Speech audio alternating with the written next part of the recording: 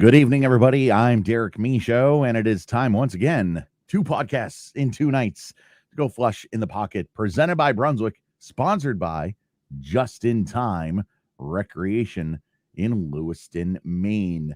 Check them out at justintimebowling.com. And you can also, they have parties, they have birthday parties, they have a lot of great things going on. You can find them. They are at 24 Mollison Way in Lewiston, Maine. Their phone number, 207-786-BOWL, 207-786-2695. Justin and Samantha do an amazing job. The juries, they are very great people. So check them out and give them a like on Facebook. So last night's episode, it wasn't really a fun one, and it wasn't meant to be. It was honoring the life of PBA bowler Tony Reyes. And, today found out that another bowling legend has passed away. It was Bill Chrisman. He and his wife, Barbara, created Storm Bowling Products, and Bill passed away yesterday. So September 28th, Robert Smith said it best. September 28th is not becoming a good day. So our thoughts go out to the Chrisman family, their friends, everybody involved, everybody who they touched. I'm so sorry for the loss of Bill Chrisman. So tonight we have a guest who is she is very fun to chat with, and it's got to be a great show. And her name is Dani Hatten, and her husband Mike do a bowling tournament. They do 2 bowling tournaments. This is called the Pink Grimalkin because her favorite color is pink. Dani Hatten, how are you? I'm good. How are you, sir? I'm doing awesome. So the first tournament you run is the That's What We Do bowling tournament. That's what I do. That's what I do. Oh, yes. Okay. She's territorial. That's what I do. I don't know what you do, but that's what I do. Yes. Singular. Who do you think you are? I am. Singular. Anyway, all right. So that's what I do bowling. And the Grimalkin is the other tournament. So, right. Now we're going to get into those, but those are 2 separate things that you guys do. Yes. My husband started the That's What I Do bowling tournament probably 8 years ago now, I believe. Initially I wasn't supposed to be running it, but it was named after there's a professional wrestler named Mark Henry. Sure. And we were really into wrestling. Well, we still are. But back then Mike would throw a strike when he was bowling and he would yell, "That's what I do," because he was beating up everybody and just winning all these tournaments. And it kind of started as a joke. I was like, just gonna name it this, and it stuck. So we were what did we call ourselves? The Traveling Bowling Tournament Alternative. So the TBTA was also a running title for it, but that was too long. So we went with That's What I Do bowling. Awesome. So that is great. And yes, I definitely remember Mark Henry. I'm sure he's the nicest guy out of the ring, but in the ring, you don't want to mess with him. I've actually met him. He is quite a great guy. He's super nice. Good. That's awesome. So we're going to get into all that, and and we'll talk about that again, just in case there are people that that are tuning in late, and we'll have you repeat that if that's all right. And first off, how did you get started bowling? Who are you, and how did you get started? My name is Dani Hatten, formerly Swanson. I started bowling probably around high school. I was bowling with my little brother, and it was basically my parents had gotten my brother into bowling. I come from a long line of bowlers. My grandpa was a bowler. My dad's a bowler. My grandma on my other side was a bowler. All my uncles and cousins are bowlers. And my mom was basically like, well, you're not staying home by yourself, so come on, we're going bowling. So that's how I started bowling. I'm not very good at it, or at least I wasn't way back then. But it just something that always just keeps coming back in my life, and circling around. So I guess bowling started when I was like 15, maybe I might have been younger than that, 13 maybe. With my brother. Mhm. And my brother's the good bowler in the family. Like, he cannot bowl for, like, 2 years. I've seen him, and he has 1 ball, and he picks it up and starts striking and averages a 220 straight out the gate. Gonna get drafted next year in the PBA league, all that fun stuff. Yeah. He's great. Like, Yeah. if he could be consistent with it all the time, then he'd knock it out, but he is a great bowler. But that was many, many moons ago, and then I stopped bowling all through college. Mhm. And I got married and did that whole thing with some other guy besides my current husband. Mhm. That was my practice marriage. And when that one was ending, my brother was like, "You should start bowling again." So that started again probably 12 years ago, roughly. Yep. Okay. Now, you said your maiden name was Swanson. Were you related to Sean? Not that I'm aware of. Okay. Um, he was on the he bowled on tour for a little bit. He made the show in Portland, Oregon in 98 or 99. He died of cancer a few years ago, but yeah, so I just wanted to see if I'm that was going to assume that we're not. Swanson is a very popular name here in Minnesota. okay. All right. I grew up within 3 blocks of 2 other Swanson families, and none of us were related to each other. Okay. Who coached you bowling? In the beginning, it was my dad. He coached junior leagues, and then in Minnesota here, I bowled at Nokomis Lanes, and for youth bowling, Sarah Allman and Matt Payne, I still bowl with them on occasion. Their dads both were bowling coaches. So Jerry Allman and blanking on Matt's dad's name, Matt's dad. They were my original coaches, and now it's my husband because I finally have a lefty teaching me how to bowl properly. So you're left-handed. I am left-handed. Okay. That was me and my husband's like bonding thing, I guess, was I kept harassing him to teach me how to bowl properly because I used to throw a backup ball. Still do. I'm the only lefty in my family, right? Mhm. And so everyone's trying to teach me how to do things properly, and I could not get my brain to like mirror image what they were doing. And so like I would pop my wrists like this and throw my little, and it was a really huge backup. It was like a full like Yep. S, like Yep. full one.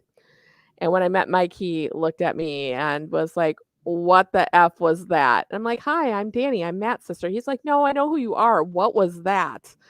And that's how we met. So, um, so then after that, I was like, "Hey, take me bowling. Come teach me how to do this." And he got me into a fingertip bowling ball. Yep. And like taught me to stay on my side of the lane and slowly started learning. So really, I'm going to say I've only been bowling for 12 years. Okay. Do you wear anything on your wrist or anything like that? You know, on and off. Scott Pohl tried to put me in one. Jason Hansen tried to put me in one for about 2 seconds. And, you know, I can still pop my wrist with those on. So they're not helpful with me. So I don't wear anything anymore. Mm-hmm. So what kind of lefty are you? What kind of lefty is Micah? Let's see. So if I'm gonna picture Mike, right? I don't know why, but so Mike's a lefty. So I'm picturing him like, I don't know why, but Jason Couch-esque, just like a big ripid backswing, and you're like very down and in, very calm, very smooth. No, No? opposite. So Mike it's like he's doing ballet when he bowls. He is so graceful with it. He doesn't slide, he plants his foot. So he had knee surgery last year because, you know, bowling and planting your foot should not go together. But he had surgery on his right knee for planting, but he gets just down and he can get it so that you don't even like hear the ball hit the lane. He throws it out and it just glides out. I am a sloppy bowler. I do not get down low enough. My stance is never the same. I do hit the mark in the same spot usually. Mm-hmm. But I am not graceful with it. I chuck the ball out. I used to play softball, so used to, you know, pitch it out. So I throw my ball out. It makes a very loud thud when I'm bowling. Okay. Do you wear tennis shoes so you don't slide? I actually wear the universal that has the sliders on both sides, Okay. and I slide on both feet for my last 2 steps. It's like an ice skating move Okay. kinda that I I do. wouldn't like that. I would hate to do that because I mean that you feel like you're gonna fall. I actually when I try to bowl properly and wear a proper pair of bowling shoes that only has the slide on the one foot, I don't know what to do with myself, and I, like it's like that saying, "Can't teach an old dog new tricks" kinda deal. Sure. I have been doing that BS for so long where I double slide that now I, like, try to show people, like, how to, walk up to the line as a lefty, and I'm like, I can't do it. I can't do it in regular tennis shoes. I have to have my bowling shoes on, and I just kinda skate up there. 4 or 5 how many steps do you take? I'm a four-stepper. There you go. Yeah, 4 There you go. steps. That I just that's had to walk awesome. through it. Like, what do I do? Yeah. Did you ever watch professional bowling? I started when Mike and I started dating. I think the first time I watched professional bowling for more than, like, 2 seconds when my dad had it on, was the first Easter that Mike came over for family dinner, and he, like, plopped down on the couch next to my mom, turned on the TV, and was like, bowling's on." And Norm Duke was bowling against someone, so we had to watch that. Mhm. And that was when I started watching bowling. My husband tricks me often to watch it. I told you this before we started. Yep. He likes to turn the TV on. Bowling's always on in our house. And he'll turn bowling on, and I think he's going upstairs to grab something or, you know, I don't know, but I'll sit down here and I'm playing on my phone or cleaning up or whatever, and then all of a sudden I start watching, I'm like, "Oh, man, Tackett's really lined up today." I'm like, "Babe, do you see Tackett?" He's upstairs playing Mortal Kombat. Like, he gave up on it. I'm down here watching bowling by myself, having a conversation by myself. Right. Wow. So I actually saw EJ. I saw him a little bit this past week in Portland, but I saw him last Thursday. Got a chance to bowl with him last Thursday. We were doing in Augusta. We were doing a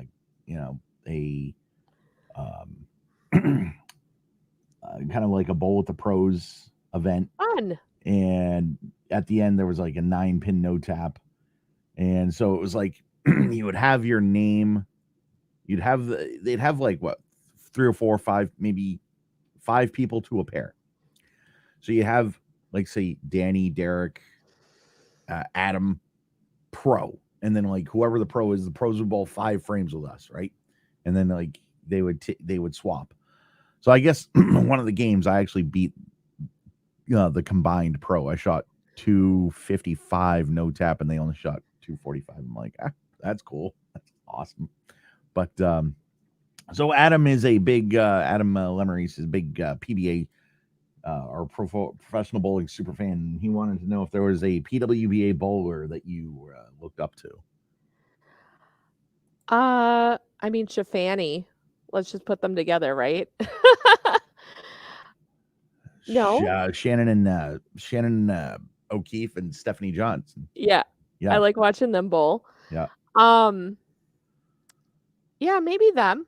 I'm yep, more of a alley, house rat kind of bowler. yep. Okay, that is awesome. Let's see. Let me get. Um, so how did you? So I know we talked about it when we first started, but how did you start your "That's What I Do" bowling tournament series? And yeah, how let's do that one first. How did you start the "That's What I Do" bowling? Do you want the whole story, like the whole Sure, whatever backstory? you want to do. All right. Oh, it's my time, huh? Yep, I sure, love having a captive audience. you got it. Probably 8 years ago, roughly, my now husband was bowling a bunch of tournaments, and he was the king of like ABT around here. And that might just be my point of view, but he was winning a lot of them. And then the ABT folded um, in Minnesota here. And the branch was gone. Some other people tried to take it over. It just wasn't the same. He started bowling other tournaments. The prize funds were a hot mess. There was a bunch of sandbaggers. It wasn't being policed properly. right, with the sandbaggers, and everybody was just kind of running amok. And he was like, oh, if I was going to do this, I would do it this way. Or if I was going to do it, I would do it that way. And he was working a job that he didn't really like. He worked at the Ford plant when he was, first time he was here in Minnesota. And they closed down the Ford plant here in Minnesota. And then he transferred to Chicago and ended up coming back because he hated it. So he was just working a job that he didn't like. And I finally got tired of listening to him complain about it. I said, all right, well, if you can do better, do better. And I was off work one day and he went to work. By the time he came home, I had a Facebook page created for him. I had ordered business cards. I named it. We got it going. I was like, all right, you get a year. I go, quit your job. I will pay all the bills. I will hold it down. Go make a bowling tournament that you want to run. I go, you got a year. And so he started doing it, and one of his friends was going to do it with him. And last minute, his friend backed out. I was like, no, I'm not going to do this. So that's how I got started into the tournament. I was not meant to be it. I was just, the person in the back being like, yeah, babe, go do it. Be great. And then it turned into a family affair because his friend backed out last minute. And then all of a sudden it was our very first tournament was my little baby cousin, me, my brother, and my dad with Mike. Now, I definitely don't mean to cut you off or invade any privacy or anything like that. I am a technology buff. So with that being said, you got to tell us what your cousin's name is. Siri. Yes. Little yes. Siri. Spelt the same, I'm assuming. Yes. I mean, she was around long before any of that was right. Popular, but yes. My little Siri. Everyone thinks she's my daughter because there's such an age gap. I'm 16 years older than her, I think. Okay, yep. Yeah, and so she came to the tournaments and she was only 17 when we started. And I was like, all you adults need to stop hitting on my cousin. And so then I just started calling her my kid. Yep. I'm like, she's a kid. Stop hitting on her. Mm-hmm. You're going to make Mike go to jail. Stop. Yep. But yeah, that's my little Siri. She's a doctor now. So now she doesn't have time to run tournaments with me anymore. She's busy. She's what? She's a doctor. She's a doctor of pharmacy. So a pharmacist. There you go. Oh, good for her. That's awesome. So she promises to take care of me in my old age. So I'm very excited about that. There you go. All right. So you have this tournament and how successful was it? Like what was the first few tournaments like? And the first couple were rough. I mean, our first tournament was a great turnout. We had like 120 people that showed up. We had no idea what we were doing. I had a major concussion, so I was probably doing more damage than I was helping. And we couldn't even figure out how to print out the brackets. Like we thought we had to print it out page by page. We didn't know the software well enough. And we definitely weren't expecting 120 people to show up, but we figured out who won the tournament by paper and had everything passed out, and that worked out. We do not watch sports in this house. We are not sports people other than bowling. And Mike accidentally scheduled one of our bowling tournaments on Super Bowl Sunday. Oh, man. I think we had like 16 people show up. It was bad. Yeah. And that was for 2 shifts. Like it was not good. He was ready to quit at that point. But one of his buddies, Cadillac, he was like, you are not quitting. You are going to do this. And I told him, I go, it hasn't been a year yet. I didn't say that you were going to quit when you felt like you were failing. I said you had to do this for a year. So you're not stopping. And at that time, we were only running tournaments like once per month, right? So we had a lot of time to plan. We had to talk centers into working with us because we were new to the game. The printing, figuring out what we're going to do, all that stuff. So the first year was slow, or I'd say probably like the first 6 months. And then that first summer, it started to grow, and we started getting 40 people, and then we started getting 50 people, and then the average grew, and all of a sudden 80 is like a slow day for us for a shift. So Yeah, it's grown into something nice, and there's times when, it's 8 years later and I'm like, "Oh, are we done doing this yet?" Every once in a while, and Mhm. then I'm like, "No, no." We go hang out with all it's like our second family. So, Sure. Um, so when I was a kid and I used to email the PBA to try to see if they can get a stop in Maine before they did this PBA league stuff, they would always tell me that, we need a center that's got 40 lanes or whatever. Is there a center that has what's the lane requirement that you want for one of your tournaments? oh, that's a good question. Um, I like to have 16 to 20 lanes. Okay. Um, I love bigger ones. We bowl a lot of tournaments at Southtown here in Minnesota. Hmm. I that's where I bowl league at. Mike's bowling 3 leagues there this year. It's close to our house. They have 42 lanes, I want to say. Hmm. We throw $1,000 events, and when we do that, they give us the majority of the house. So we have more space. I mean, the more lanes you give us, the faster we're going to get out of there, right? And the more Right. open play that the bowling alley is going to get right afterwards Yep. and make more money. But that doesn't deter us from going places. We go to Hudson Bowl in Wisconsin, and I believe they only have 12 lanes. Sure. Okay. And I might be giving them some extra lanes there. It's a really small house. Sure. Um, Um. so we're Well, flexible. there you go. What would you say is your best moment as a tournament director? Um, as a tournament director, I think my best moment or my most proud moment, I would say, Hmm. um, is when we had a double tournament going on. I ran one at one center and Mike ran one at another center. And we had great turnouts at both.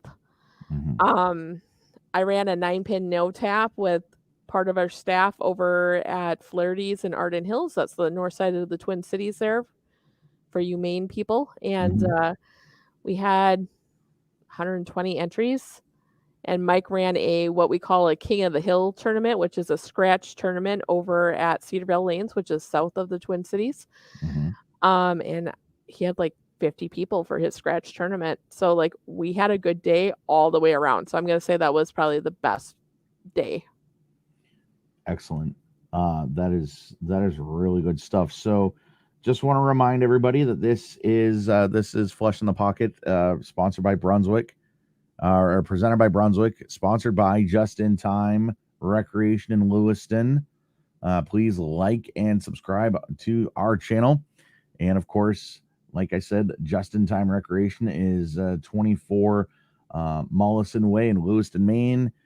Phone number is 207 786 2695. We're chatting with the wonderful Dani Hatton, who runs a couple tournaments with her husband. What would you say is your worst moment as a tournament director? My worst moment. There was one time I screwed up a prize fund Okay. and somebody definitely should have won and they got caught late. We ended up paying him out the appropriate spot that he should have won, but that meant that we were in the hole for the day. Mm-hmm. So I'm going to say that was my personal worst moment because it was definitely my fault that happened. It was math error on my part. Okay. I did not give that man any of his handicap. Oh, so I like your prize funds. Can you talk about that? Because they're pretty damn fair or generous, I should say. We try to be the best paying tournament in Minnesota. We pay 1 in 5, and I'd say the majority of the funds that you're paying for your entry fee actually goes to the prize fund. About $10 goes to usually to the bowling alley, Mm-hmm. and then we take maybe $4 a head. Mm-hmm. So Okay. I don't know if I'm giving too much away there, but we don't pay ourselves well. We do it enough to, obviously make money because that's the reason for it. Mm-hmm. But it's more to support the sport of bowling. and to get people out there. We throw $1,000 tournaments. And the awesome thing about Mike is if he posts something, like it's not a heavy tournament either where it's top heavy. Like we're not going to pay out $1,000 and then give you your entry fee back for second place. That's dumb. I hate those tournaments. I hate bowling them. I hate my prize funds when I get back. Like, give me more than my gas money and my entry fee back to be here. Right. So you can always guarantee that last place is double your entry fee back at our tournament. So if you paid $40 to get in, last place is $80. Yeah. And then we structure within there. A lot of that started, I won a women's tournament for Minneapolis. I won the city tournament in my division. My first place check was $75. Oh. I paid $75 to bowl all events total. So I got my entry fee back for winning. No. And there were well over 100 women bowling just my shift when I was there. Wow. Yeah. Yeah, I don't bowl a lot of women's tournaments anymore. I bowl with boys now. So I won my state tournament 10 years ago. And I finished third in singles. So I won all events and finished third in singles. How much do you think I took home? How much? $160. And it was in Portland, Maine. It was at Spare Time in Portland.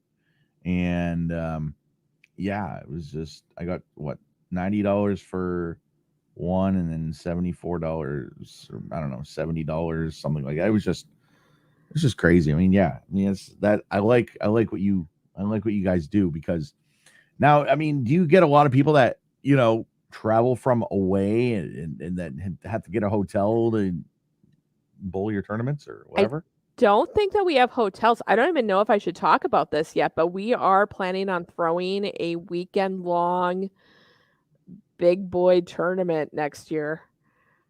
Okay. I don't know if I'm supposed to talk about it yet. Well, breaking it on Flush in the Pocket, you know. Listen. I might get in trouble. I know my husband's on the way home from work. It's going to be the team, doubles, singles, all weekend long tournament next August, is the plan. And yeah, stay tuned for more of that for That's What I There Do you go. bowling. Right. But we're going to call it the Minnesota Madness. I like it. You're going to have to fly out. Take that, Fef. We broke stuff on our podcast. What'd you do? No, I'm just kidding. Yeah. So yeah, next August, Minnesota Madness. You're gonna have to fly out. You're gonna have to come check it out. I'm gonna have to. Yeah. Yeah, that's gonna be awesome. So, but we do have a following from Iowa, South Dakota, right. Wisconsin. I mean, Fef's group comes out and comes and sees us. So neighboring states, I think, is the farthest that we have. He's just fishing for content. That's all he's doing, but that's okay. I mean, it worked. Guy. He got me. Huh? He got me finally. Yeah. You know, and he's actually the reason, one of the reasons why I actually bit the bullet and did this. So, as you may or may not know, maybe you figured it out being my Facebook friend for a while, but I also run a country internet radio station. And, you know, I'm also a bowling historian. I get a long memory when it comes to certain PBA events or pro bowling events. And somebody was like, you know, you should do a bowling podcast. And I said, I don't know. I don't know what to call it. I don't know if it would be any good. I don't know what avenue to take. And then I was going to do something like 10 in the Pit podcast. And then I was like, oh, Flush in the Pocket. So then, I like it. Yeah. So, and then Fef was actually my first guest. We did a PBA recap, and it was going to be one of those like controversial, like I was going to get on and talk about, well, I don't think this should happen in bowling, and I don't think that should happen in bowling or whatever. But then I interviewed Parker Bone, and I was like, this is what I need to do. I need to interview anybody in bowling that'll be interviewed. And so that on December 18, this podcast will be a year old. Congratulations. And yeah, thank you. So, I mean, you know, I'm kind of just flying by the seat of my pants here. But that's kind of what And you have to do when you do something creative, right? right. Like, you kind of get an inkling, you kind of are going to start something, and then it grows and it kind of takes on its own path and its own life and turns into a thing. Oh, definitely. So let me see here. Do you ever, where was I gonna go? I was gonna go off the sheet and ask a question, but I will think of it. Where do you travel to bowl? This past year I went down to Kansas City to bowl. Mm, Um, Kansas City, Missouri, yep. where my husband's from St. Louis. So we went down there and we bowled. That's really it. Unfortunately, I don't get to go and bowl that many tournaments because every other weekend we are working. We're running those tournaments. And then when I have a weekend off, I don't want to be in a bowling alley, unfortunately. Yeah. Um, Mike goes farther and more often than I do. Um, I'm finally getting good enough to the point that people ask me to go out of town now, um, to be on their team. Yep. So, done some stuff in Wisconsin, done some stuff in Iowa, but Missouri, I think, is it. Can you relax? Can you like and not think about bowling? I don't know if I can, but can Bowling you is shut it off? life.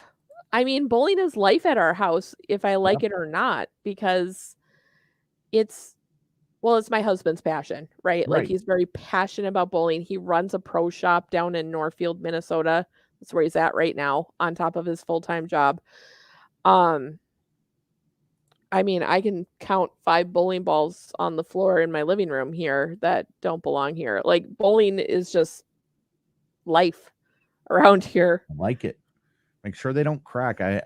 Somebody gave me a souvenir bowling ball, and it was on my floor. It was a blue ringer, and it cracked. And after a while, but yeah, Um, yeah, we've found that, the Brunswick balls don't crack as easily as the other ones, so shout out to Brunswick. I yes, mean, my yes, husband actually has contract with Brunswick too, so that's what he throws. that's incredible. So I got to put him on here, and yeah, that would be that's incredible, and I definitely want to thank Dave Lotka and everybody at Brunswick for helping me out with this podcast, and of course, like I said, it is sponsored now. We do have a new sponsor, like I said, Just in Time Recreation. Again, their address is Molson Way, 24 Molson Way, Lewiston, Maine. 207 786 2695. So, what is your softest tournament rule? Oh, actually, no, wait, give me a second. Is there a let me come back to it. No, let me come back to it. Softest tournament rule that you have that people bitch about. Um, I allow them to bowl with their friends, and then they bitch about where they are on the lanes and who's next to them or who they're following Right. or how bad they bowled. It's like, Mhm. bro, you know your buddy throws urethane and then you Right. throw the same line, but you chose to bowl with them. That was your choice. We had somebody show up to one of my Grimalkin tournaments. They pick their own lanes. I don't even assign lanes. It's the most laid back tournament you could ever come to. It's a little sweeper. It's $25. Mhm. You come in and I just hand you your sheet and I go, "Okay, go pick your lane, 1 through 20. You're going to move to the right." And it breaks off at lane like 10, right? So Mhm. 10 goes back to 1 and the other side goes that way. He picked his own lane and he was complaining that he had to loop all the way back to the Mhm. burn. It's like, "Bro, you were the first one here. You picked where you Yeah. went." Yeah. It's funny. It's funny what people decide to blame and complain about when they bowl not the best. Mhm. What would you say is your strictest rule? I don't know what our strictest rule is. Um, Probably about averages, I'm guessing. We Mhm. are very meticulous with the averages. Everyone gets re-rated based off their USBC average from the previous year, the first of the year. And then we re-rate every single tournament. But the most you go up and down is 10 pins. So if you're bagging, like, you're going to get caught up really quick because every tournament, sandbagging. Sandbagging, sure. So every tournament, you're going to come in and you're going to lose more of that handicap. So your true colors are going to have to show. Yeah, absolutely. So did you know, you had kind of a rough incident happen in your life? Was it after you started the tournament, or it was literally 2 weeks before we started the tournament? So that concussion I talked about, I fell and had a traumatic brain injury on Christmas Eve 2014. I almost died. I fell. My hair saved my life. I got a lot of it back here. Okay. And it was all pinned up on the back of my head, and it actually cushioned my head. The doctor said that if I didn't have my hair wrapped up the way that I did that day, I would have bled out on the ice. My brain sloshed forward. I had panda bear eyes going for weeks. Lost my short-term memory. I knocked a bunch of stuff out of my head. Like, there's 2 years of my life that people are like, oh yeah, remember when we did this? And I'm like, nope, not really. I remember stories of it.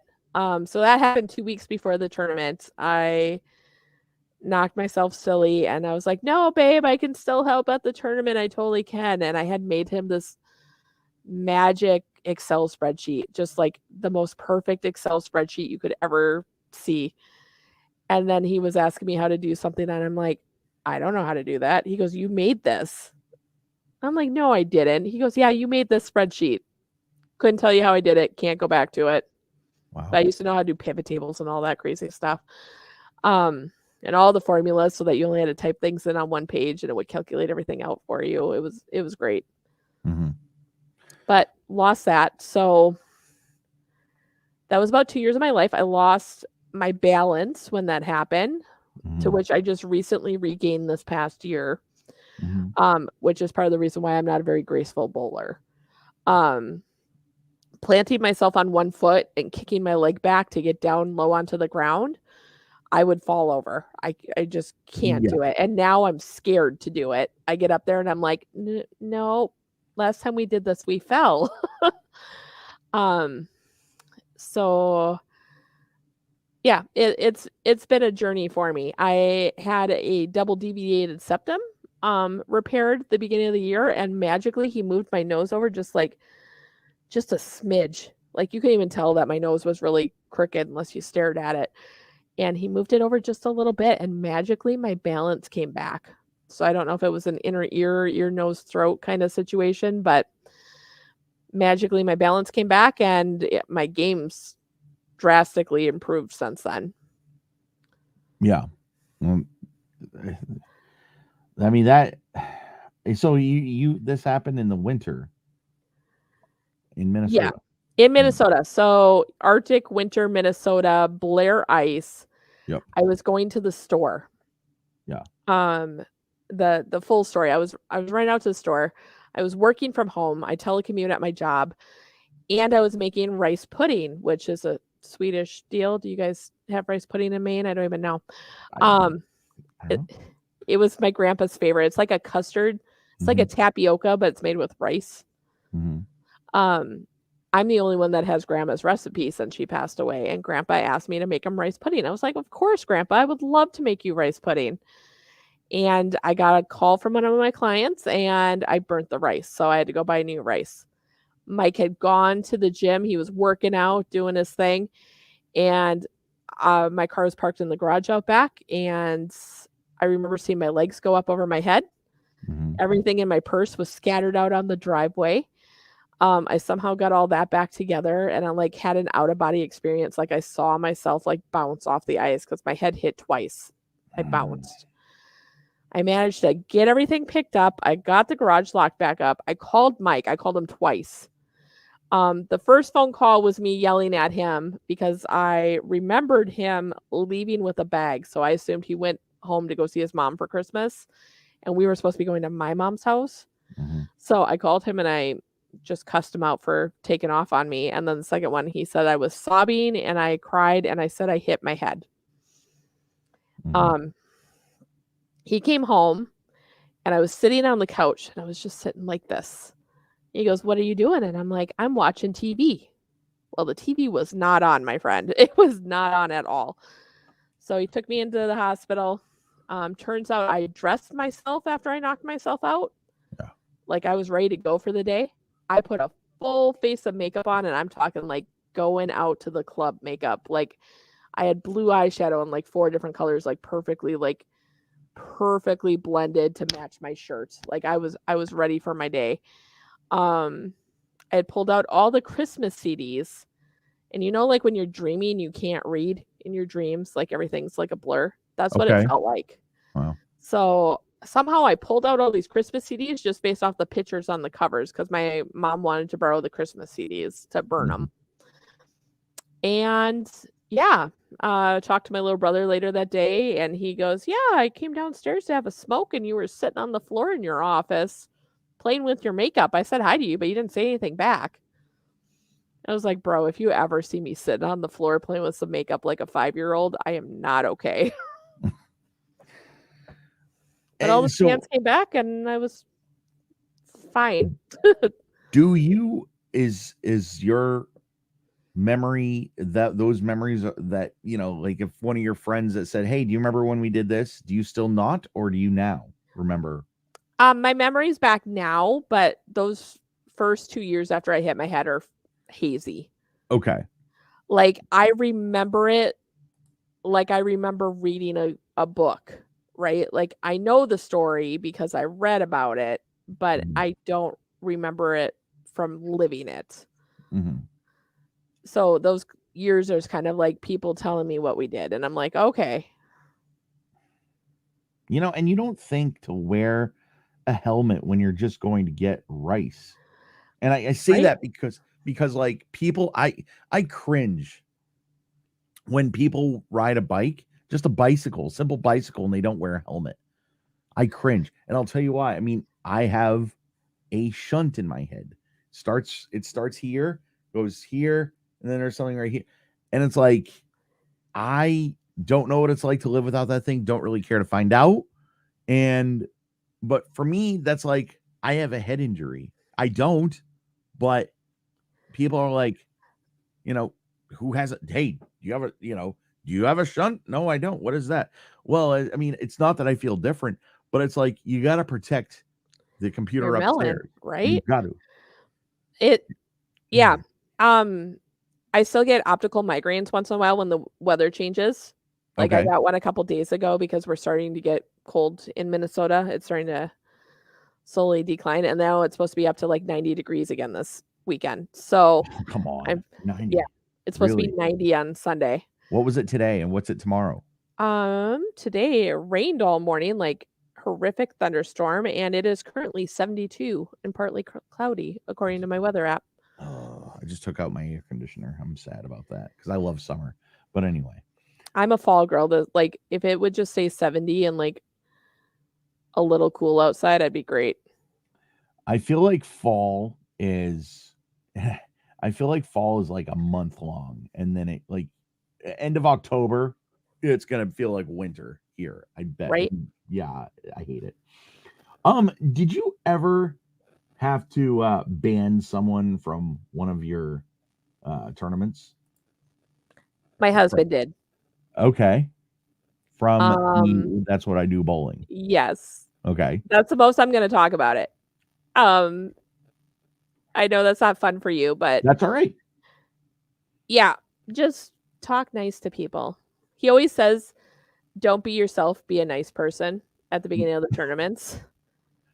Oh, And I feel that that is something to live by. yep. Be nice to people. It's that golden rule, right? Treat others how you want to be treated. Right. If you come back to the table and you're screaming at me or the workers, you're probably not going to be welcome back. Right. Exactly. No, I totally get that. And no, of course. I mean, I just write the questions. And I was listening to something, not not to get off, but I'm gonna get off because it's my podcast. I can say what I want. Um, I was listening to talk my buddy that we went down to Portland, and he listens to talk radio all the time because he wants to keep up with current events. And no, I'm not talking about politics, but we were listening to one of the shows, and it was, you know, he somebody asked the guest a question, and it was, yes or no, you think Pepsi and Coke taste different? And the guy was like elaborating, well, let me explain something to you. And it's like, I'm like listening to that for 5 minutes. I'm like, you know what? If my podcast was like that, it'd be a pretty damn dry podcast. Right. And it was like, there's too much gray in all those types of questions. What's that? There's too much gray. Like, you can argue anything either way. Right. There's not a yes or no answer to anything. Right. Which is why I should have gone into law, right? Because I can argue anything either which way. But right. And it's like, why? Okay, I just asked you if you banned somebody from one of your tournaments, and you said it's from that's what I do, bowling, and that's all I'm going to say about it. And I mean, I can't imagine being like, well, hold on, didn't you tell me that EJ Tackett there or whatever? I'm just throwing a name out. It's like, why would I ever do that? No, I write the questions, and I mean, if you would have been there, right, you would have had your own opinion about it, and then there would be a conversation on it. Yeah. But I only have like my point of view of it. Yeah. And no. And it was a long time ago, and that person is now welcome back. And it's cool. No. And that's totally cool. And it's like, my goal when I did this, I want you to have more fun than I'm having. I like that.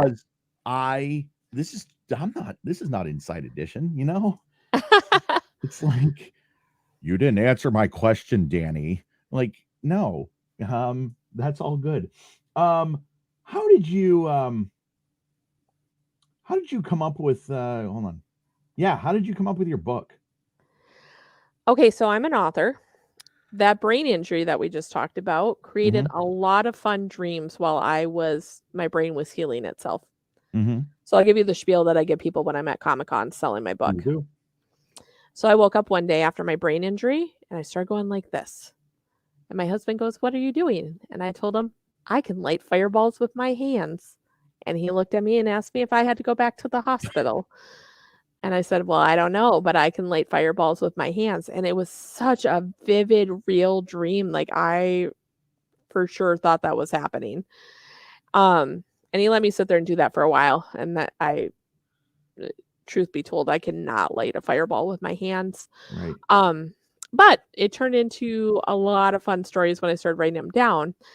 And I have a girlfriend that I used to work with at Mall of America back in the day. So I used to be Snoopy. I used to wear the suit and run around. And you get a half-hour break for every hour that you work because otherwise you overheat, and that's a regulation. So we were on break and we would write little stories. Well, she's now an author. And she had this crazy huge following going on. Part of it was her timing, because the stories that she tells coincided with a TV show along the same lines that came out literally within a month of her book being published. So she lucked out. And I was like, well, she's writing books, and I used to write books with her, and I feel that I write better stories. Okay. And my husband looks at me, he goes, "You already know you can do it. I don't know why you're acting like you can't," because we're real supportive when we tell each other go do something. And he's like, "Just go fucking do it." So I fucking did it. And that's how we started my books. So one of my dreams I was having is I was being chased by this big black shadowy cat. And then I started doing some research on mythology of that. I'm an English major for my undergrad. My master's is in human services, but my undergrad was in English lit. So was really big into fairy tales. And I've always kind of written stories, like little short stories and stuff, since I was a little kid. Remember floppy disks, like the old school, like the hard ones with the little. Are we old enough for that? Yep. I had 42, one. I hope so. Yep. I used to write Herculean stories, and I was not the best typer. I was so mad. My brother broke my disc. I had like 15 pages done. I was so mad. Which, when you're like 12, that's a lot. Wait, hold on a second. So you're talking about you're talking about the not the blue disc that's like solid or just Not the big ones, but the smaller ones that had the little piece of metal that would slide over. Yeah. Okay. Yeah, not the ones that are like paper and you could just rip. Yeah. Okay. No. The Okay. Yeah. generation after that. But yeah, he broke it. I was very upset. So I've always been a writer, but then I started writing these down, and I don't know, it just kind of grew. So Grimalkin is from Irish folklore, Mhm. and it was stories about witches that would turn into these black shadowy cats and eat people's souls to stay young forever. I thought that was pretty badass, so we went with that, and that's what started my books story. Fun So part, I wrote these with my concussion, right? So I don't Right. remember writing the first 2 books, Okay. like, at all. I have to go back and reread them at times. People are like, "Oh, yeah. Do you remember in this part of the book?" And I'm like, "Sure. Okay." It's So great, and my is mom is every my book what's Oh, I'm go ahead. sorry. No. Oh, my mom's my editor, and so when I was writing my 3rd book, it took the longest because that was the 3rd one in the series, and my brain was finally, like, healing, right? So I was kind of awake for it. My mom's like, "Well, she can't possibly do that, dear, because in book number 2, you had her do XYZ, which was related to book number 1. So if you do that, it's like book 1 and 2 didn't exist, and it's the same character." Okay. So that is why I started a new series, because I didn't remember writing the first 2 books. So is a book like all your books that you write, are they all the same number of pages, or is one gonna have 100 pages, one's gonna have 200, one's gonna have 300? I aim for a word count. I aim for about 75,000 words per book, which is roughly 250 pages. Sure. Okay. Now you do you write when you because a lot of people are like when they go to bed and they get up in the morning and they're like, geez, I had the weirdest dream last night. XYZ happened in this. Do you write down your dreams and then maybe eventually turn them into books? Yes. That's awesome. There are notebooks scattered all over this house. Between the 2 of us, he does the same thing, but his is full of bowling tournaments. Um, Mine are all full of, like, little book ideas or phrases, or, something will pop in my head. So I took a writing class from R.L. Stine, the guy that writes all the Goosebump books, Okay. and he writes his books backwards. He actually comes up with the title before he even writes anything. Okay. As well as, if you look at all his titles, like, they're all just something, like, goofy, right? Like, Mhm. "Say cheese or die," or, like, "Be careful what you wish for," or something like that. It'll be a phrase. Sure. He writes the last chapter, and then he outlines his book. Mhm. So usually when you sit down and you take a writing class, they're like, "Okay, outline your book." Well, it's so genius the way that he does it, because he's like, "Well, if you write the last chapter, you know where your character is going. Mhm. So you just have to get them there." Um, so my 4th book, The Winding Woods Tales of a Boggle, I wrote that backwards, and it was so much smoother of a writing process. And I'm Mhm. currently writing a book about sirens. Okay. And I did that as well. I wrote the last chapter. I outlined it. I started writing it. I had some other health things going on, and I got a little angry at life, so my books are getting a little dark. Okay. And I was gonna keep it as an anthology. I suppose we could talk about that too. Sure. Um, you get 2 scoops on Pfeff here. It's like Raisin Bran. So I was diagnosed this past year with the BRCA1 gene. Have you ever Okay. heard of that? Nope. So BRCA1 is a gene that basically says not if you get cancer, but when you get cancer. Mhm. It's hereditary. You get 50% chance of passing it down to your kiddos. We have a lot of breast cancer and uterine cancer that runs in my family, and my poor auntie at age 80 got diagnosed with breast cancer, and they tested her for this and was like, "Yep, you got the BRCA1 gene." So all the cousins get tested, right? Mhm. I'm the only winner out of the whole family so far. So I'm doing preventative surgeries to not have that done. Hysterectomy, double mastectomy, all that fun stuff. Got real angry this summer. So my writing has not been going as fast as it normally would, and it got really dark. So I don't know if it's going to produce like my new biggest book that's going to just be amazing and awesome and dark and twisted and full of all the feels that need to be out there, or if it's just going to tank it. But we're going to find out. We're going to find out when it's all done. Do you ever are you ever sleeping and all of a sudden you wake up and like, oh my God. And Mike's like, well, what? And you're like, I gotta write something down because you're dreaming about it or whatever. Do you ever do that? I have. He's the Yeah. one that started putting the notebook on my bedside table. He has one too. We both are ADHD insomniacs. Okay.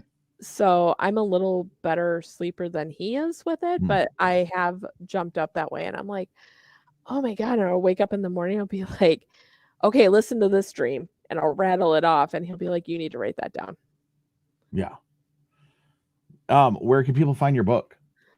My book is available at Barnes & Noble, Amazon, anywhere ebooks are sold. Could possibly be at your public library already. Otherwise, you can go to Dani Swanson, DANISWANSON.com. You can read the first 2 chapters of each of my books on my website for free. And there's links there where you can go and buy my books.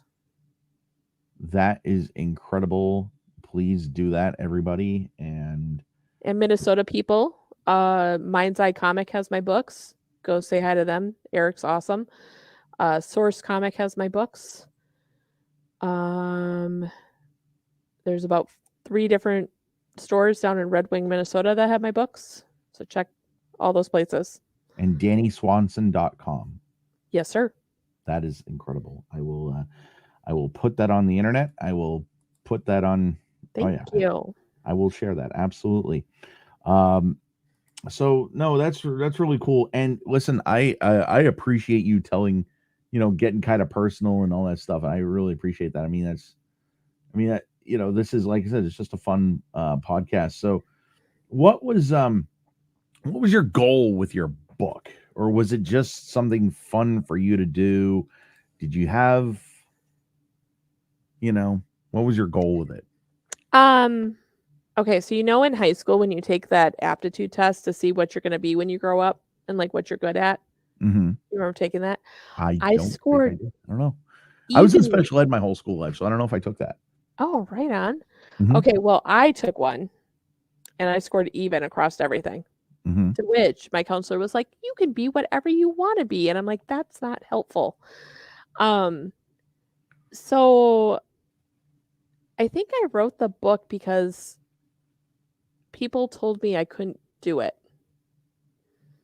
Like it was going to be one of those things that I just didn't finish. Like my ADHD kicked off and it sat half done. I don't know if I was actually trying to accomplish anything other than that. Like just saying that I did it. Mm-hmm. I'm not a breeder. I have no kids. So I do a lot of stuff. And I do things that are just for my own enjoyment, for my own storytelling. Yeah.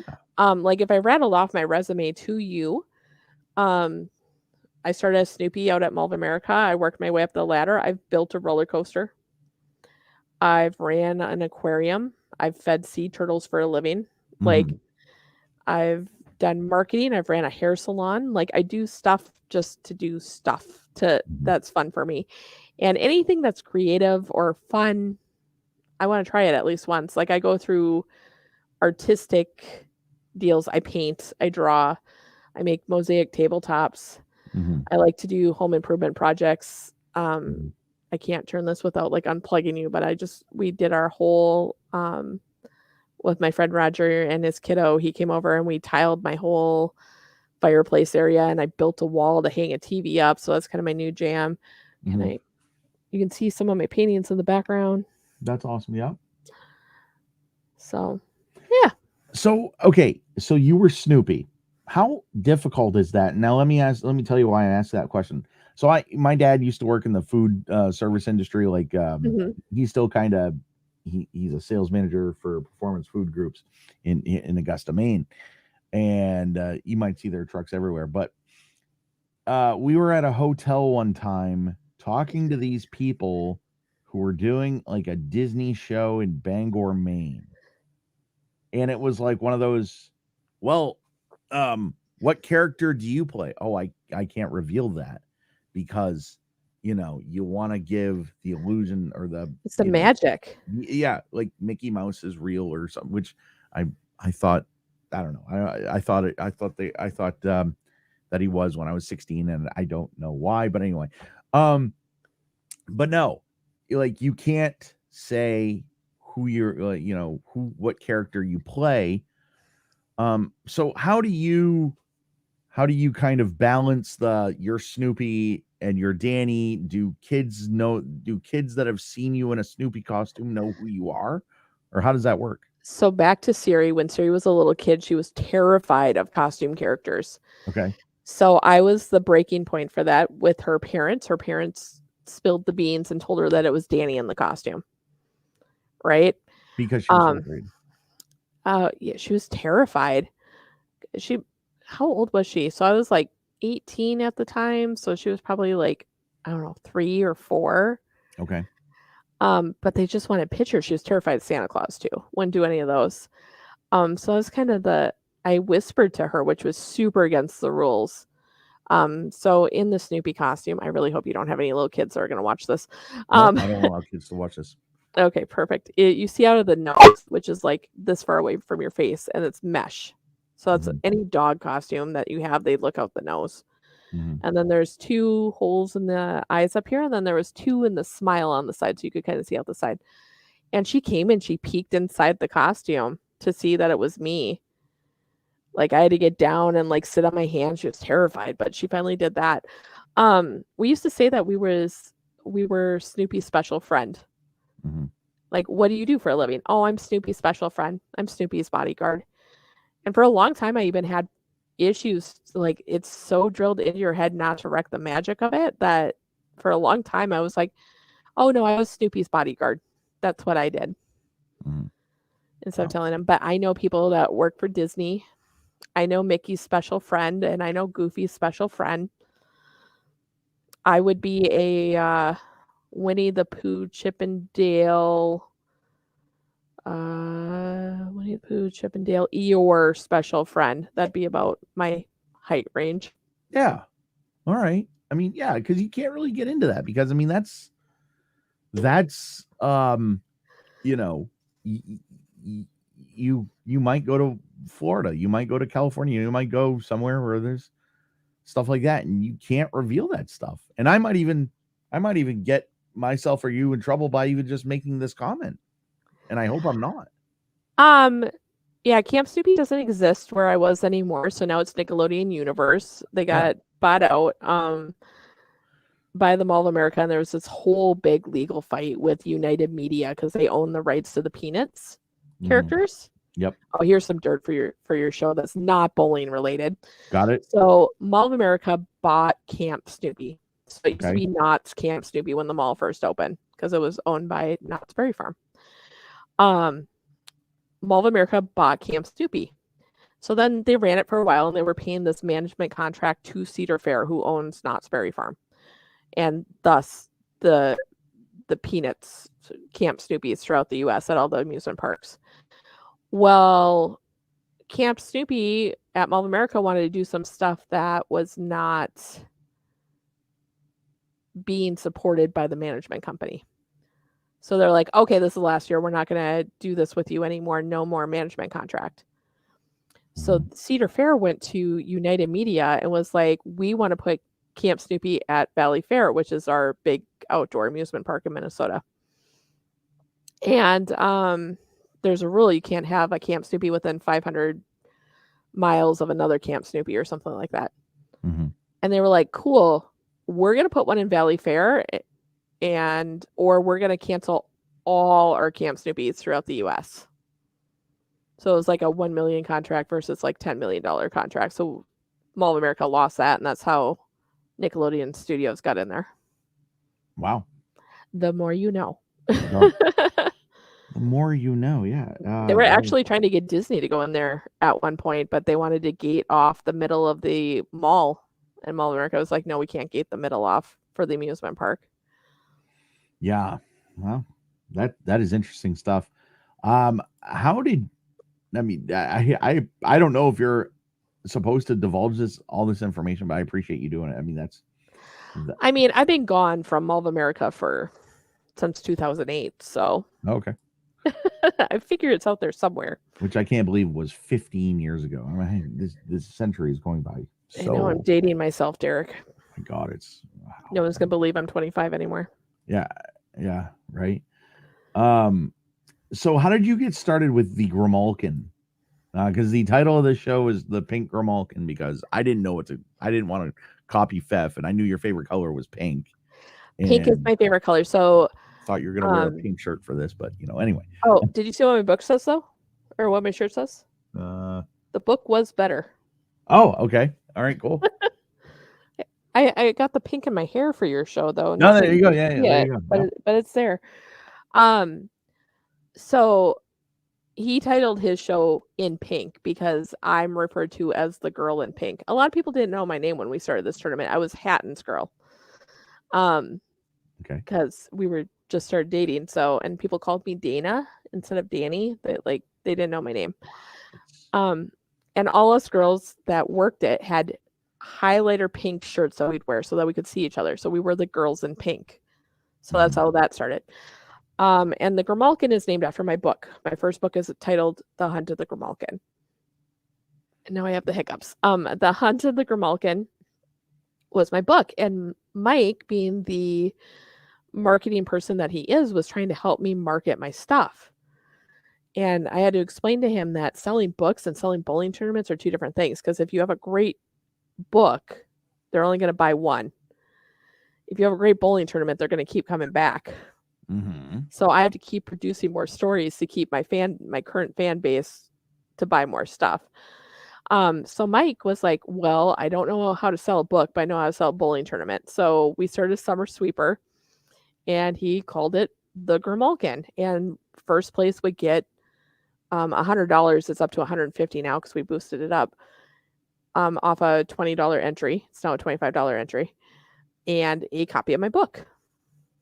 And so that helped with sales because some people were like, okay, I read the first book and now I need the other ones.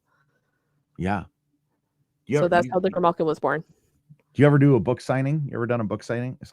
Yes, I'm actually going to Twin Cities Con here on November 3rd, 4th, and 5th at the Convention Center here in Minnesota. I did Minnesota Con in June. So this is going to be my third time at Twin Cities Con. And then every time I launch a new book, I go to Mind's Eye Comic and do a book signing there. Good turnout for those? I mean, I make enough money, Derek, that I'm willing to keep going back. So, yeah, I sell probably 150 books at a Comic-Con. Okay.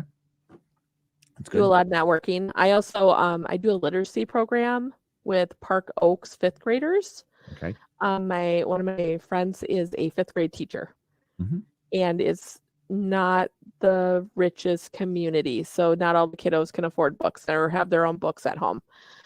So part of my sales from the Comic-Cons, I take it and I go and I buy books for her classroom, and then I give them each a copy of whatever book I just got done writing.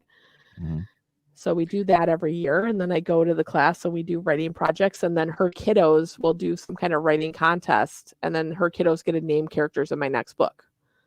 Wow. There you go. So those questions were pretty easy, huh? I mean, not too hard. They didn't hurt too bad. Yeah, cool. So when was the last, have you ever bowled a 300 game? I have not bowled a 300 game. My highest sanctioned game is a 253. Okay. And my highest drunken doesn't count game is a 289. There you go. Well, you got me sanctioned. You got me by 2 pins. You're actually going to bowl 300 tonight because we have this thing called going flush in the pocket. 12 strikes is a 300. Obviously, if you're going flush in the pocket, you don't leave a pin standing. Randy Peterson with your solid 8. you know. So yeah. But I just want to plug the sponsor one more time. It is Just in Time Recreation in Lewiston, Maine. It is 24 Mollison Way in Lewiston. 04240, phone number 207-786-2695. Justin and Samantha Jury do great job running that center. They have great food, great everything, great parties, great bowling, great fun at Just in Time Recreation in Lewiston. And okay, so these questions are just, and I wanted to do this because a lot of people, a lot of podcasts I've seen, one does 10 frames of, whatever. And I was just like, 12, 12 is flush in the pocket. So let's do it. It's just some fun stuff. So, what is your favorite food? Pasta. Like, I can't narrow it down to like one type of pasta. I literally just made a whole like vat of we call it my German grandmother's spaghetti sauce tonight. Her best friend was Italian and they like switched recipes. So my grandma was actually German, but it's her spaghetti sauce recipe. Mm-hmm. I made that for dinner. Turned out delicious. Yep. I make a really mean Alfredo sauce because my husband doesn't like regular spaghetti sauce. So I had to learn how to make Alfredo. Okay. But pasta's my go-to. Like if you leave me to my own vices and I have to pick my own dinner, I'm making pasta. Yeah, well, my all-time favorite meal is buffalo chicken, macaroni, and cheese. So Yum. there you go. What is your favorite music? It's gonna sound funny based on the title, but like Pink is my favorite artist. Not so much for the name. I'm not a huge music person. Mm-hmm. I kind of listen to like all genres, and I'm talking like from country to opera to classical to Sure. grunge to the pop stuff that they play on the radio all the time. Like I listen to all of it with an open mind, but lately I've been jamming out to like 80s hair bands. There you go. So when you're in the car and you're going on a long road trip, what are you listening to? Am I by myself or is Mike in the car? Whatever you want. Oh, both. Okay, for me, if it's just me, I'm listening to like 80s and 90s like the pop queens singing the top of their lungs angry girl music kind of stuff. Mm-hmm. Like Bitch by Meredith Brooks. Yes. Like Okay. screaming, my voice is going to be raspy when I get out of the car music. Okay. When Mike's in the car, he has been turning on the 80s station where we were going on long road trips for me to jam out. He thinks it's funny because I'll dance around in the car and sing to it. Otherwise, we kind of do like thumbs up radio on Pandora. That's a fraud because I think I don't know, something happened to mine. I got rid of my thumbs up, and then all of a sudden I tried to bring it back, and then it was like playing stuff that I was like, I didn't thumbs up this. The heck is this? But no, that's cool. Party all night or quiet night at home? Quiet night at home. I'm such a homebody. Are you really? Oh, people stress me out. So I'm a Nextiovert. So like I can do this and I can sit and talk. Like it's just me and you and I pretend nobody else is watching. Right. Right. But if there's more than like, I don't know, 6, 7 people, it just drains me. We go to these bowling tournaments. Mike is definitely an introvert.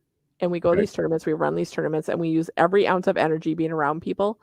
And then we come home and I'm like, pick a floor. And one of us will take the living room and the other one takes the bedroom, and we go and just watch TV and decompress, and we don't talk to each other. And it's not that we're mad or we don't want to be by each other. It's just quiet time. Sure.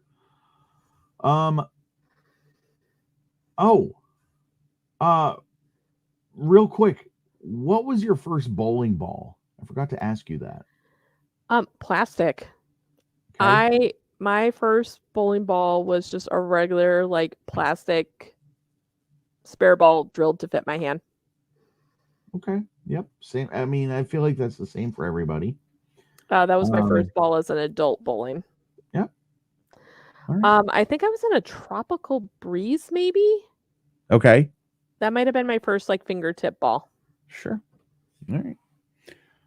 All right. So back to back to the flush in the pocket. If you could have dinner with 3 people living or past, who would they be? You know, I had a whole bunch of different answers for this when I was going through it. So this goes with my like flighty changing of a mood. This is your podcast. You can do whatever. You can give me 10 if you want. I don't care. Hell yeah. Okay.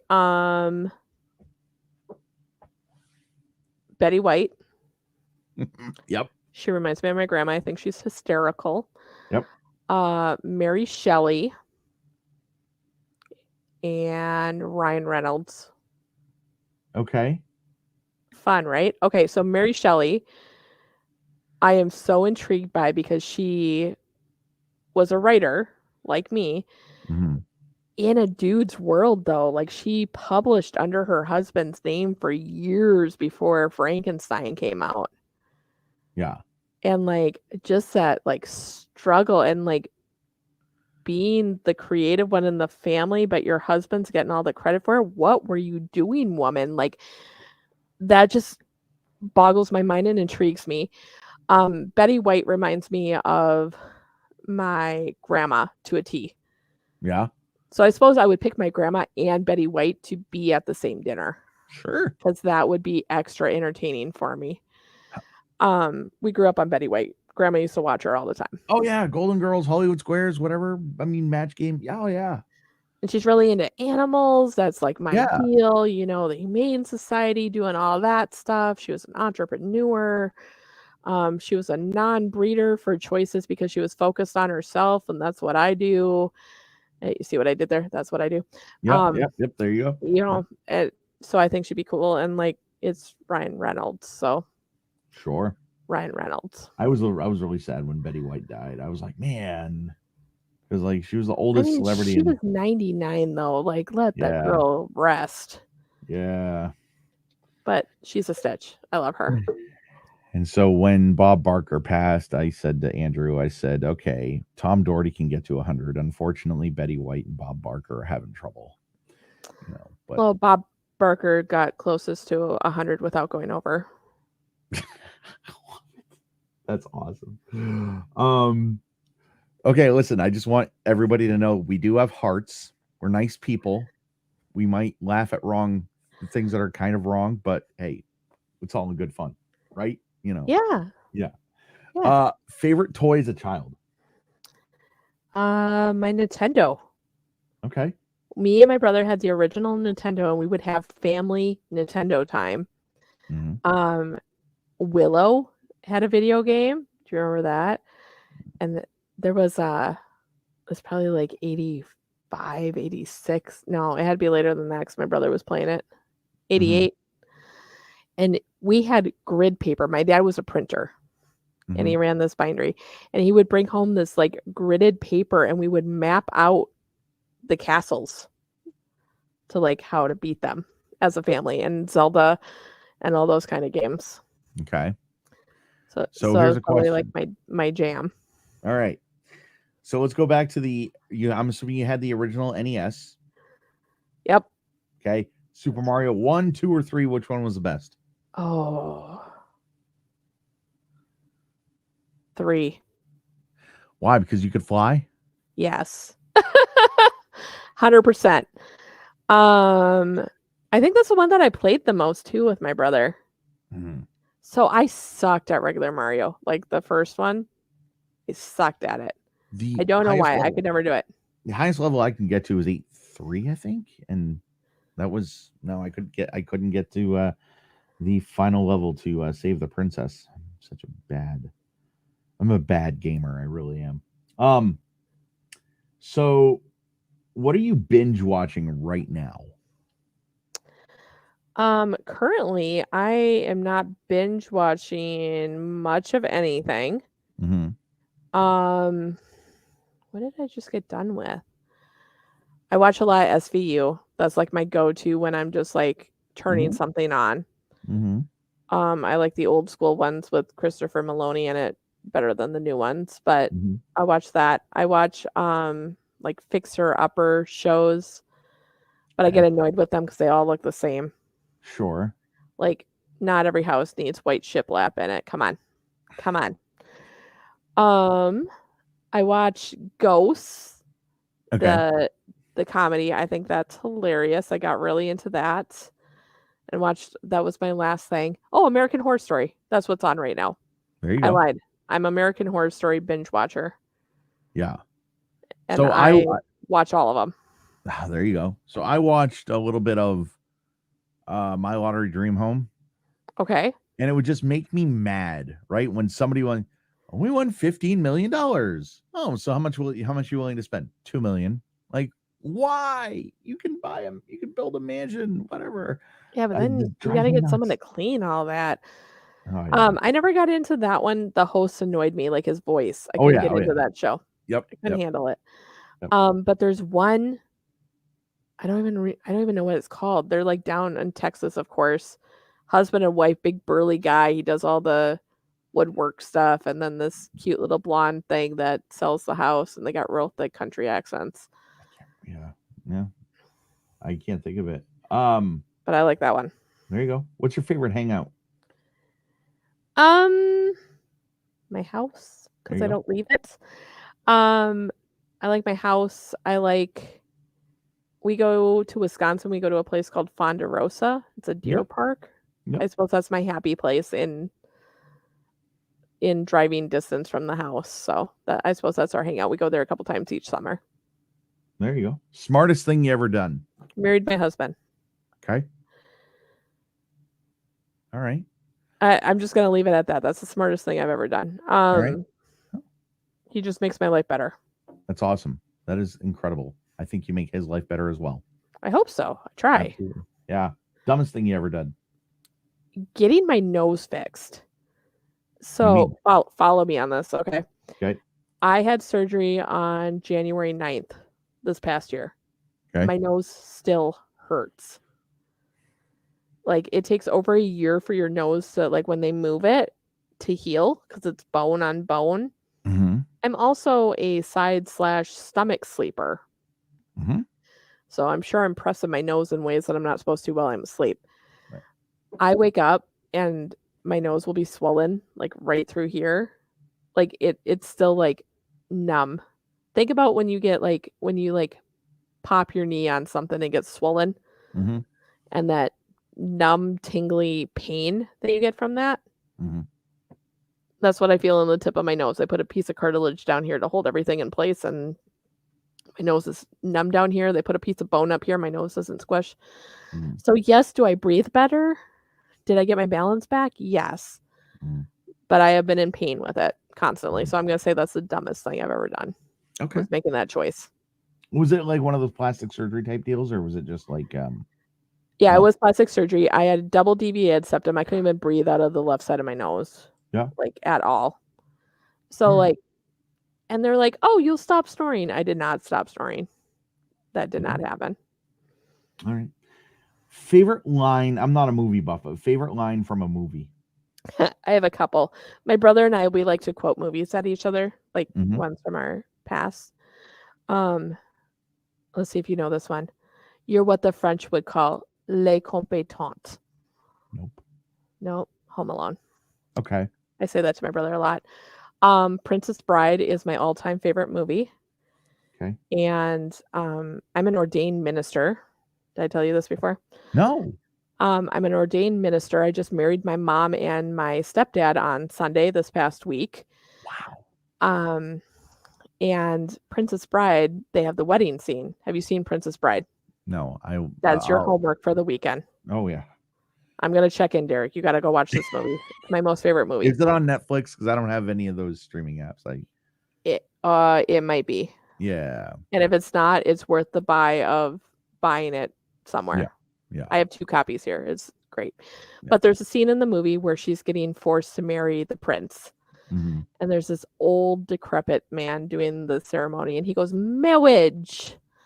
Marriage is what brought us together today." And that is like I just crack up at it. That's like one of my favorite things. And my other favorite movie, I was going to do that at my mom's wedding as my opening. Mm-hmm. And I did it for my stepdad, and he had no idea what I was talking about because he's never seen The Princess Bride. Okay. But he is a musician, and a lot of the people that were at the wedding used to play with Prince. And, Minnesota Prince, it's a deal. As So in Prince. Prince, Okay. yes, Yeah. the singer, yeah. Yeah. A lot of them used to play with him. He went to my mom's high school, like, whole deal. Mhm. So a bunch of his ex-bandmates were there, so I started the wedding off with "Dearly Beloved." We are gathered here today to get through this thing called life. The electric word life, it means a mighty long time, and I'm here to tell you, you do not want to hear me sing the song. So that's how I started my ceremony on Sunday. So I had to put that in there. Well, congratulations to your mom and stepdad. That's Oh, incredible. thank you. Absolutely. You say that's my homework. I gotta be honest, I'm the most socially unacceptable person to hang around with, and I'll tell you why. Because when everybody was watching whatever they were watching, Top Gun or whatever cool movie was, I was watching. When I discovered bowling on TV, I was recording it to watch it over and over and over again. That's what I do. mean, that I see what you did there. See what you did there. I wasn't even trying to do that. I wasn't even trying to. My husband was the same way, and I started making him watch all these movies. Like, once we got together, we'd talk about stuff, and he's like, "Well, I've never seen that." Or even watching Family Guy, like, we watch a lot of Family Guy, Oh, yeah. right? And they make references to things, and I would be cracking up, like, just laughing. And he's like, "What?" And I'm like, "Well, it's not funny if I explain it to you," 'cause he's never seen it. He was an outdoors kid, right? He'd go outside to go play. Yeah. Young Frankenstein. Have you seen Young Frankenstein? Bro. I know, I'm terrible. I'm like, That's my other favorite movie. So, when I was 19, I had knee surgery, and whatever drugs they gave me afterwards just had me loopy. I was just laughing at everything, and, I was still living at home, and my brother got kicked out of his room, and I took over his room because it was right next to the bathroom, so I didn't have to, like, walk far. mhm. And I was asleep, and I woke up, and I had to use the bathroom, and I totally forgot that I had knee surgery because I was feeling no pain at the time because I'm all doped up, right? And I walked to the bathroom without my crutches. And, like, kinda woke up, like, once I got in there and started screaming bloody murder, and my mom came running and was like, "What are you doing?" I'm like, "I had to pee." And she brought me crutches. To which immediately I took more of my funny pills because I was in pain. Went back into the room, turned on the TV, and it was on AMC, and it was playing Young Frankenstein Mhm. on repeat for, like, 6 hours. And my mom and I sat there and watched it, just laughing hysterically. Yeah. Well, So, I quote that movie to my mom. There's a scene, she's wearing a dress, and it's made of taffeta, and her fiancé is trying to kiss her goodbye, and it's making fun of, like, the 1930s, talkie films that just came out when they're all, like, perfectly dolled up with their finger waved hair and their big poofy dresses, and she goes, "Taffeta, darling." Like, "Don't touch my dress, it's made of taffeta, you're gonna wrinkle it." He goes, "Taffeta, sweetheart." So that's how we say goodbye to each other now. and this is your My mom. mom, and there you go. That's awesome. That's really cool. So that's my level of nerdness coming out right there. That's all right. That's cool. Like I said, I mean, I'm probably single because I watch way too much professional bowling. Whatever. Hey, there is somebody out there. I Oh my guarantee you that my believe it. husband is watching bowling right now. Yeah. I don't even have to be next to him, and I would make that call. Like, that'd be a safe bet. Yeah. No, that's cool. Let me ask you this: how hard is it to walk on crutches? I couldn't do it. I almost had to do it last year, and yes, I'm going to go into this story. I don't think it was too hard for me, but I'm short. How So tall are you? I'm only like 5'4" on a good day. Okay. So, like, I'm little, so things don't have to be made to fit me, right? Like, I Yeah. fit in small spaces, Yeah. and crutches are easier to be short than they are long. I like people that say I'm little. I love that. That's fun. That's cute. Oh, I Um, say that around people all the time. I'm like, please don't step on me. I'm little. Well, there's a team that we bowl against on Tuesday nights, and they're all over like 6'3". And they're walking around like, will you guys start looking down when you bowl our team because you keep almost taking me out? Danny, stand up. Oh wait, I am. Never mind. I'm sorry. I should not make short jokes. I'm a terrible person.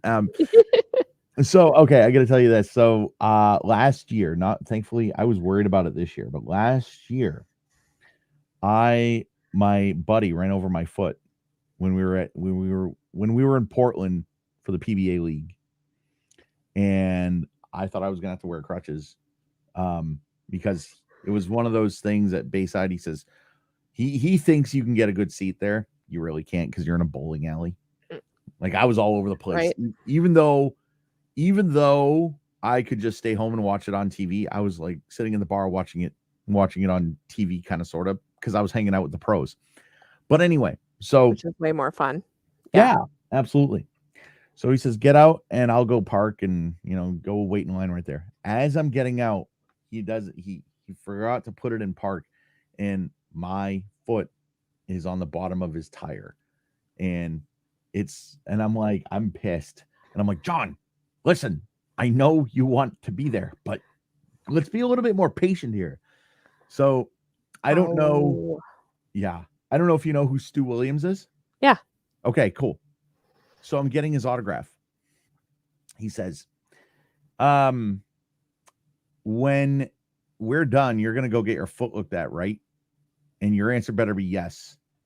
I'm like, you know about that? He goes, yeah, I saw it. And I'm like, oh shit. It was him and Martin Larson that saw it. You're like, okay, thanks, Dad.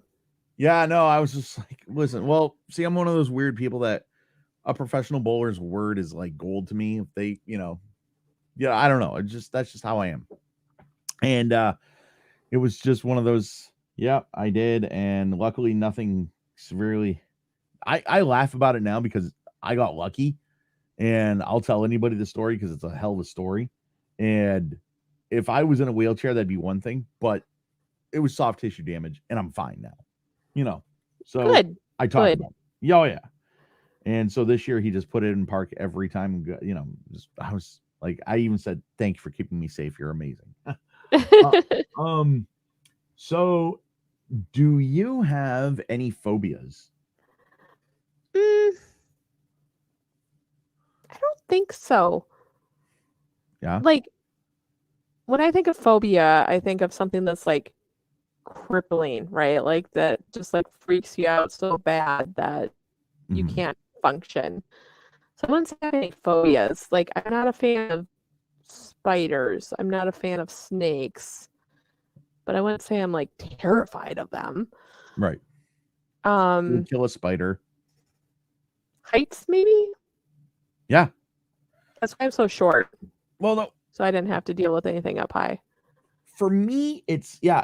I hear you because I'm afraid of heights, and I'm I'm afraid of heights in a way that, like, I was sitting up pretty high, to watch a lot of the matches this week, and I can actually, if I picture myself jumping down, like I would never, like if I'm 20 feet tall, I'm never gonna jump down. You know what I mean?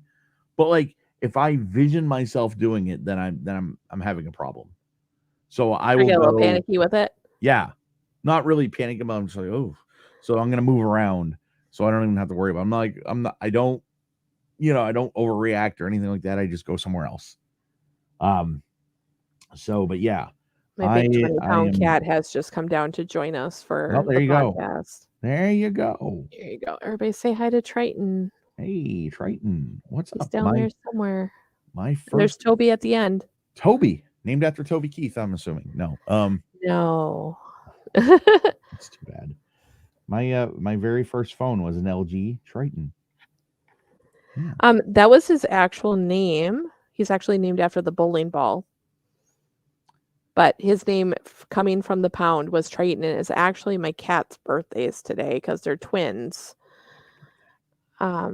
So they are 4 years old today, but Triton was actually named Triton when he came from the pound. So Well. we got 2 cats, and so Toby is the one that I got to name, and I picked Toby because it just kind of flowed with Triton. Okay. And Mike was like, "No, Triton's a bowling ball. That's a cool name. He could say Triton." I'm trying to He think. What goes, "I get to name one." Triton?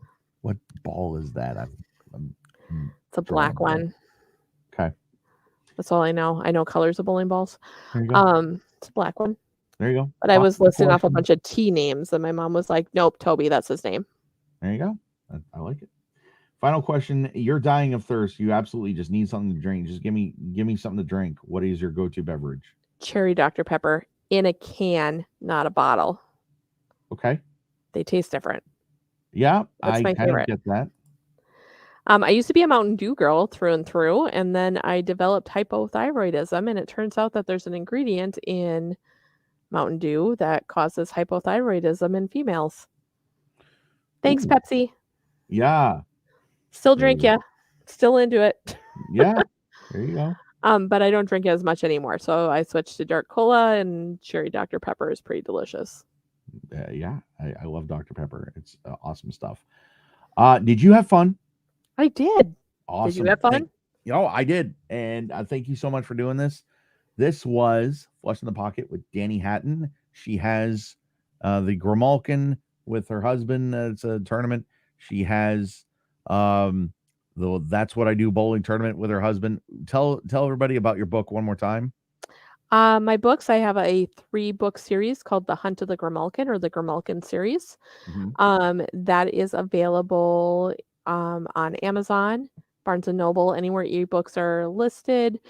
You probably could get it at your library. I'm pretty sure they still have them there. And then my 4th book is The Winding Woods, The Hunt of the Boggle. It's pretty amazing. You should read it. And my new book hopefully will come out before Christmas if I can get my butt in gear and finish writing it. So that's where we're at with that. Nice. And to promote the bowling, go to that'swhatidobowling.com. You can sign up for all our tournaments. You can see our schedule. You can see pictures of our bowlers. If I actually update who won last time, that's my job. I'm not very good at it. But all our schedules, signups, everything's on there.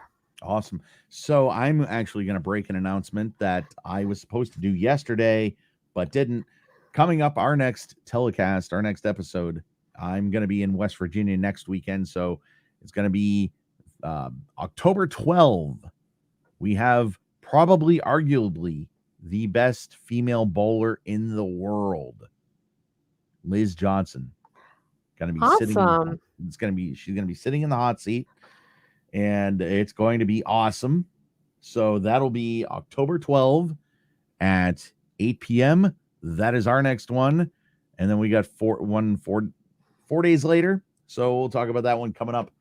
But Dani, thank you so much for joining me. And, best of luck in everything that you're doing. So the book is The Hunt of the Grimalkin. And the second book series is The Winding Woods. All right. So my best to you in every endeavor. And, look forward to meeting Mike someday. And this has been Flush in the Pocket, presented by Brunswick and sponsored by the Just in Time Recreation. One more time, you can find them at the address is 24 Mollison Way, Lewiston, Maine, 207-786-2695. justintimebowl.com, and of course like them on Facebook. Dani, thank you so much. You have a great night, and I'm sure I'll be talking to you soon.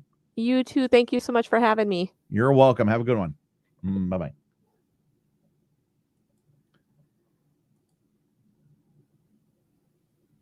Hold on here.